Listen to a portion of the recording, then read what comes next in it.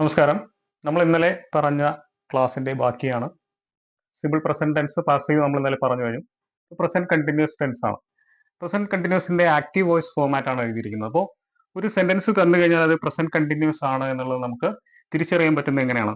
ഈ ഫോർമാറ്റ് അതിലുണ്ടോ എന്നുള്ളത് നോക്കുക എന്നുള്ളതാണ്. Subject am is are plus V1 plus ING എന്നുള്ളത്. സോ നോക്കാം, ഈ സെന്റൻസിൽ സബ്ജക്ട് ഉണ്ട് ഹി, ആം ഈസ് ആറിൽ ഈസ് ഉണ്ട്, V1 right plus ING writing ഉണ്ട്.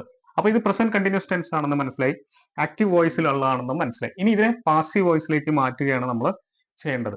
അപ്പൊ നമ്മൾ പാസീവ് വോയിസിലേക്ക് മാറ്റുമ്പോൾ നമ്മൾ പറഞ്ഞു, സബ്ജക്റ്റിനും വെർബിനും ശേഷം വാട്ട് അല്ലെങ്കിൽ ഹൂം എന്ന് ചോദിച്ചാൽ കിട്ടുന്ന ഉത്തരമാണ് ഓബ്ജക്റ്റ്. അപ്പൊ ആ ഓബ്ജക്റ്റ് വെച്ചുകൊണ്ടാണ് നമ്മൾ പാസീവ് വോയിസ് സ്റ്റാർട്ട് ചെയ്യേണ്ടത് എന്ന് പറഞ്ഞു. ഈ സെന്റൻസിലെ ഓബ്ജക്റ്റ് ഏതാണ്? He's writing what a letter എന്ന ആൻസർ കിട്ടുന്നു. സോ അതാണ് അതിലെ ഓബ്ജക്റ്റ്. പ്രസന്റ് കണ്ടിന്യൂസിന്റെ പാസീവ് വോയിസ് ഫോർമാറ്റ് ആണ് ഇവിടെ എഴുതിയിരിക്കുന്നത്. Object am is are plus being plus V3 എന്നുള്ളത്.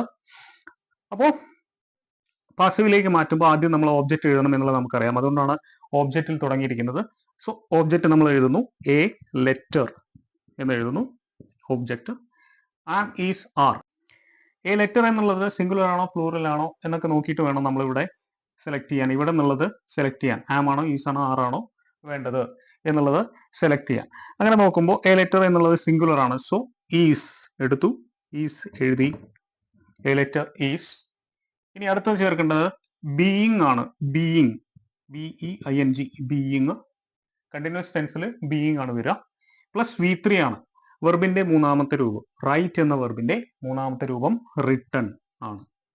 റിട്ടൺ. ഇനി ബൈ ഏജന്റ് ചേർക്കുക. ബൈ ഹിം എന്നാവും. ഹി എന്നുള്ളത് എന്തായി?